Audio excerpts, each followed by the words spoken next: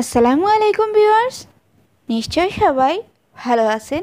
আজ আমি আপনাদের সাথে খুবই সুন্দর একটি বড়দের গোলজামা ডিজাইন শেয়ার করব। আশা করি এই ডিজাইনটি আপনাদের ভালো লাগবে। ভিডিওটি না টেনে সম্পূর্ণ দেখার অনুরোধ রইল। এই জামাটি তৈরি করার জন্য 2.5 গজ লিলেন কাপড় নিয়েছি। তো আপনারা যে কোনো সাইজের তৈরি করার জন্য আর লম্বাও হলে আপনারা এই 2.5 গজ কাপড় দিয়ে তৈরি করে নিতে পারবেন। তো আমরা জামাটিটা লম্বার মাপ দিব 44 ইঞ্চি, আর উপরের যে হাফ বডি সেটা দিব আমরা 15 ইঞ্চি। টোটাল জামার লম্বা হবে 44 ইঞ্চি। তো 44 ইঞ্চি থেকে আমরা 15 ইঞ্চি বাদ দিয়ে দিব। তো 2.5 গজ কাপড়কে মাঝ বরাবর একটা ভাঁজ দিয়ে দিতে হবে এবং যেদিকে খোলা অংশ থাকবে সেদিক থেকে আমাদের নিচের যে পাটটা আছে সেটার মাপ নিতে হবে। তো আমাদের 44 থেকে যদি আমরা 15 ইঞ্চি বাদ দিয়ে দিই তাহলে আসে 29 ইঞ্চি, আর আমরা সেলাই সহ আরও 1.5 ইঞ্চি বেশি নিব, মানে 30.5 ইঞ্চি আমরা নিয়ে কাটিংটা করে নিব। তো খোলা যে দিক আছে সেদিক থেকে আমরা দুইটা পার্ট কিন্তু আলাদা করে নিয়েছি। তো এই যে দেখেন উপরে যে বন্ধ দিকের অংশটা আছে সেটাকে আমরা খুলে এখান থেকে আমরা বডির পার্ট এবং দুইটা হাতার কাপড় কেটে নিব। তো এই যে কাপড়টাকে খুলে এখান থেকে এই যে এদিক থেকে ভাঁজ করে আমরা বডির যে যতটুকু আমাদের প্রয়োজন ততটুকুই নিব। তো এখানে আমরা 16 ইঞ্চি এবং সাইজ দিয়ে আমরা 21 ইঞ্চি নিয়েছি, যেহেতু আমাদের বডির মেজারমেন্ট অনুযায়ী নিয়েছি। তো এই কাপড়টাকে আরেকটা ভাঁজ দিয়ে দিলাম। তো এখানে টোটাল 2 ভাঁজ কাপড় আছে, 2 ভাঁজে 4 পার্ট। তো 38 সাইজের বডির জন্য আমরা পুটলাইন নিয়ে নিলাম 7 ইঞ্চি এবং আর্মহোলটা নিয়ে নিব 7 ইঞ্চি। তো আপনারা আপনাদের মেজারমেন্ট অনুযায়ী নিয়ে নেবেন। গলা চড়া দিয়ে দিব 2.5 ইঞ্চি এবং গলা লম্বার মাপটা দিয়ে দিব 5.5 ইঞ্চি, সেটা সামনের গলার ক্ষেত্রে। তো দিয়ে আমরা মার্কটা করে নিব এবং আর্মহোলের মাঝ বরাবর একটা মার্কিং করে নিব। তো বডির সাইজটা হবে 38 ইঞ্চি, 38-এর 4 ভাগের 1 ভাগ হবে 9.5 ইঞ্চি। আমরা 9.5 ইঞ্চিতে একটা মার্কিং করে নিব এবং কোমরের মাপটা হবে 34 ইঞ্চি, আমরা 34 ইঞ্চি 4 ভাগের 1 ভাগ 8.5 ইঞ্চিতে একটা মার্কিং করে নিব। তো এদিকে আর্মহোলের জায়গাটা রাউন্ড শেপ দিয়ে দিব, দিয়ে আমরা এদিকে স্কেলের সাহায্যে একটা মার্কিং করে নিব, তারপরে সেই অনুযায়ী কেটে নিব। তো আমরা যে সাইডে মার্ক করেছি সেটা হচ্ছে আমাদের সেলাইয়ের মার্ক, আমরা অতিরিক্ত 1 ইঞ্চি বা 1.5 ইঞ্চি রেখে কেটে নিব, আর এদিকে 1/2 ইঞ্চির মতো রেখে একটু শেপ দিয়ে কাটিং করে নিতে হবে। তো কাঁধের অংশে 1/2 ইঞ্চির মতো ডাউন করে নিতে হবে। আর এখন আমরা দুইটা পার্টকে আলাদা করে নিব। তো আলাদা করার পরে এই যে সামনের পার্টে আমরা তাল পাটের অংশটা কেটে নিব। তো আপনারা 1/2 ইঞ্চির মতো এভাবে একটা শেপ দিয়ে কেটে নিতে পারেন, না কাটলেও কোনো সমস্যা নাই, কিন্তু কাটলে একটু ফিটিং থাকে। আমরা সামনের গলাটা কাটিং করব না, কারণ এখানে আমরা ডিজাইন তৈরি করব, সেই জন্য আমরা শুধু পেছনের গলাটা কাটিং করে নিব। তো আমরা 2.5 ইঞ্চি দিয়ে এবং লম্বাটা 4.5 ইঞ্চি দিয়ে আমরা পেছনের গলাটা রাউন্ড শেপ দিয়ে কাটিং করে নিব।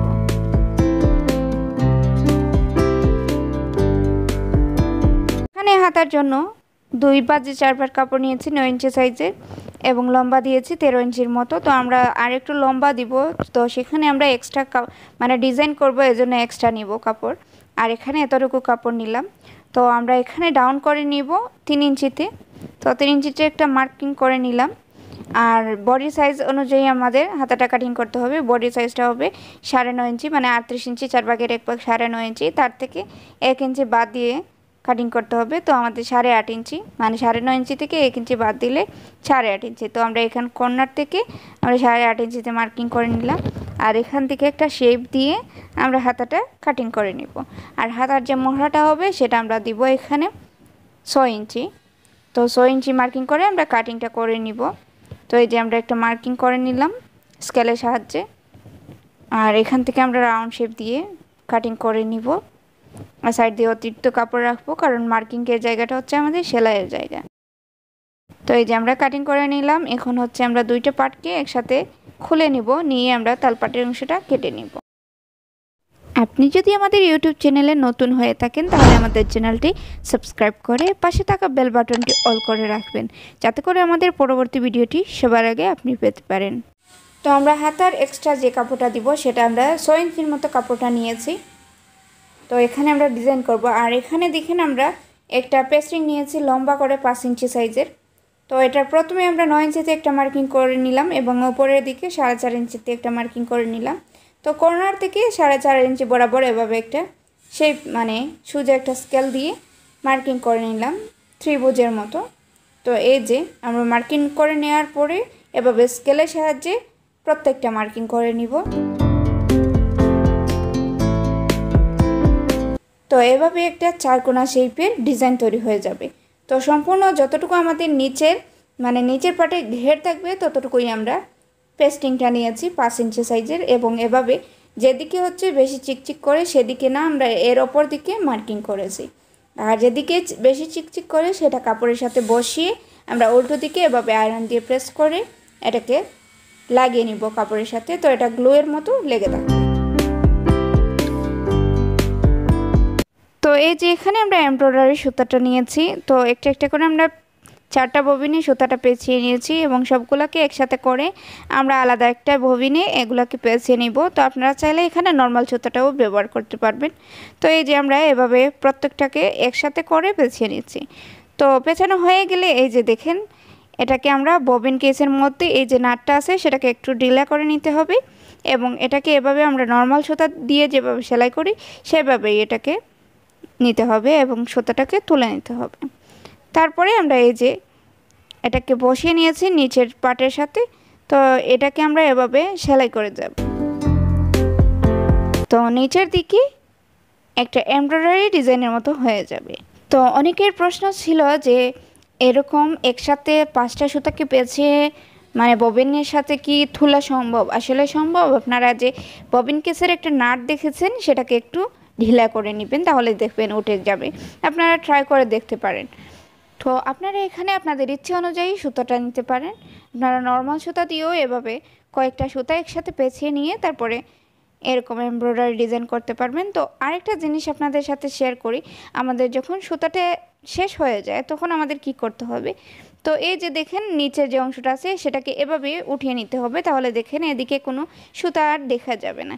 এই যে এভাবে নিয়ে তারপরে এটাকে গিট দিয়ে দিবেন। তো আমি আবারও দেখিয়ে দিব, এই যে এই জায়গা থেকে আবার আমরা যখন সেলাই করব তখন আমাদের নিচের দিকে যে সুতাটা দেখা যাবে সেটাকে এভাবে উঠিয়ে নিতে হবে। এই যে দেখেন এভাবে উঠিয়ে নিয়ে তারপরে সেলাই করতে হবে, তাহলে আপনার সোজা দিকে আর কোনো মানে অতিরিক্ত সুতা দেখা যাবে না। এই যে এভাবে তুলে তারপরে সেলাইটা করে যাবেন। তো আমরা এই যে মার্ক করেছি সেই মার্ক অনুযায়ী কিন্তু সম্পূর্ণ ডিজাইনটা তৈরি করে নিব। তো এই যে আমাদের সম্পূর্ণ ডিজাইনটা তৈরি হয়ে গিয়েছে। এখন আমরা এদিকের যে অতিরিক্ত কাপড়টা আছে মানে আমরা সেলাইয়ের জন্য রেখেছি সেটা ভাঁজ করে এই যে মোহরাটা আছে সেটা সেলাই করে নিতে হবে। তো আপনারা খেয়াল করে এখানে 1 ইঞ্চি বা 1.5 ইঞ্চি রাখতে পারবেন। আপনাদের ইচ্ছে অনুযায়ী আপনারা এখানে কাপড় রেখে তারপরে মোহরাটা সেলাই করে নেবেন।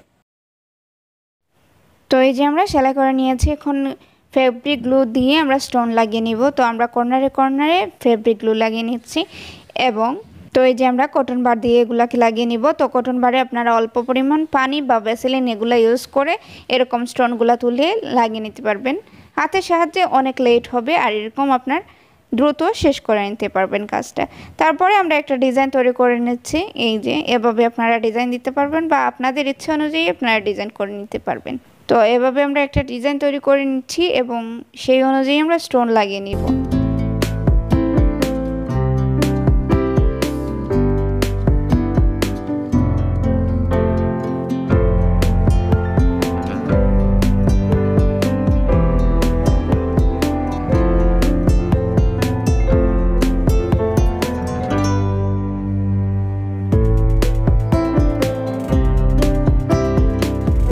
তো একইভাবে আমরা সম্পূর্ণ ডিজাইনটা তৈরি করে নিয়েছি। তো আমরা সামনের এবং পেছনের পার্টটা একইভাবে তৈরি করে নিয়েছি।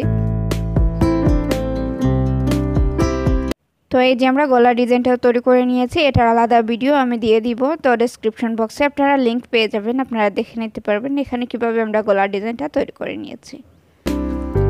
তো এখন আমরা এই যে গলার ডিজাইনটাকে একটা কাপড়ের সাথে সেলাই করে গলাটা সেলাই করে নিব। তো আপনারা এভাবে একটা কাপড়ের মধ্যে সেলাই করে নেবেন। তো আমরা সেলাইয়ের জন্য একটা মার্ক করেছিলাম, সেই অনুযায়ী আমরা সেলাই করব।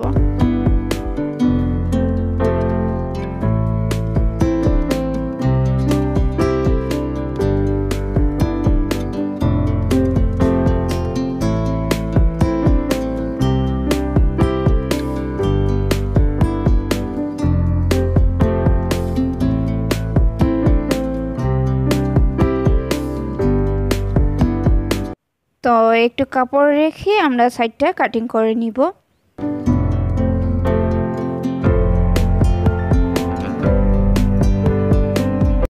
তো এভাবে সাইডটা কাটিং করবেন, তাহলে গলার ফিনিশিংটা ভালো আসবে। তবে খেয়াল রাখবেন যাতে সেলাই না ধরে। তো এভাবে সাইডটা ভাঁজ করে একটা সেলাই দিয়ে দিবেন।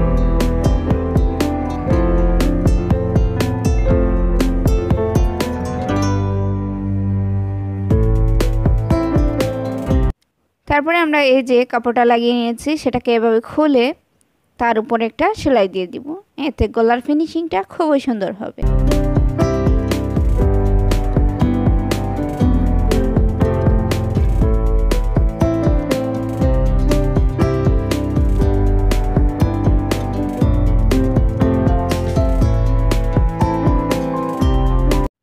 তো এখন আমরা উপরের পাটের সাথে নিচের পাটটাকে এভাবে কুচি দিয়ে সেলাই করে লাগিয়ে নিব।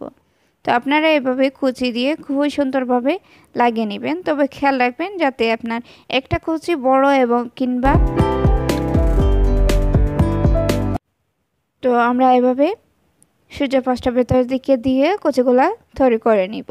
তো আপনারা খেয়াল রাখবেন যাতে একটা কুচি বড় কিংবা একটা কুচি ছোট না হয়, সবগুলা কুচি যাতে সমান হয় এবং এভাবে সবগুলা কুচি তৈরি করে নিতে হবে।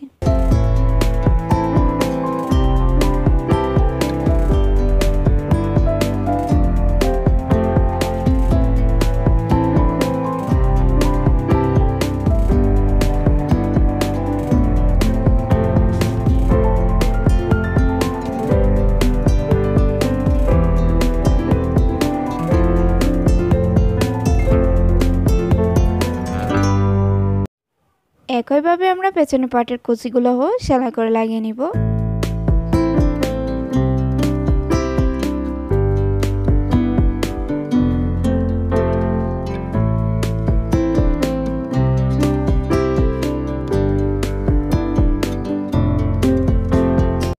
তো সামনের পাট এবং পেছনের পাট হয়ে যাওয়ার পরে পেছনের পাটকে এবং সামনের পাটকে এভাবে ধরে কাঁধের অংশটা সেলাই করে নিতে হবে।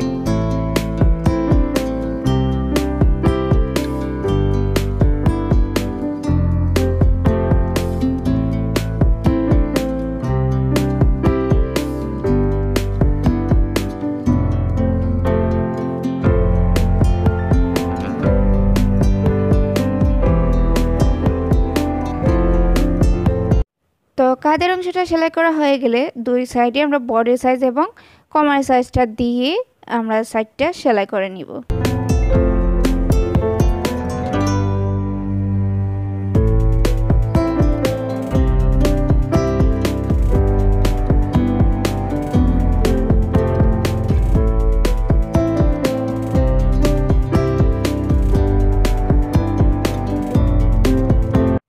তো আপনারা এখানে ডাবল সেলাই দিয়ে দিবেন। তো এখানে আমরা হাতার জন্য যে এক্সট্রা কাপড় রেখেছিলাম সেটাতেও 5 ইঞ্চি সাইজের পেস্টিং নিয়ে এটাতেও একইভাবে মার্ক করে নিয়েছিলাম। তো এটাকেও আমরা একইভাবে সেলাই করে নিব। তো সেলাই করার পরে আমরা এটাতে স্টোন লাগিয়ে নিব। একই ডিজাইনে আমরা নিচে যে বর্ডারটা দিয়েছি সেটার মতো একইভাবে করে নিব।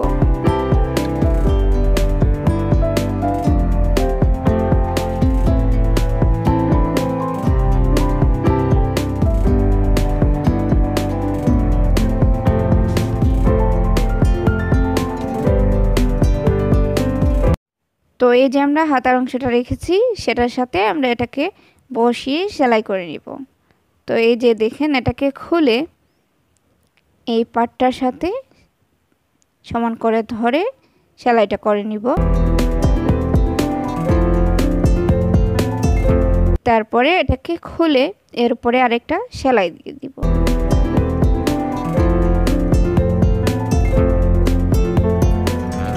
তো এই স্টোনগুলো লাগানোর পরে দুইটা হাতার সাইডটা সেলাই করে আমরা জামার সাথে সেলাই করে লাগিয়ে নেব। তো আপনারা এভাবেই জামাটা তৈরি করে নিতে পারবেন।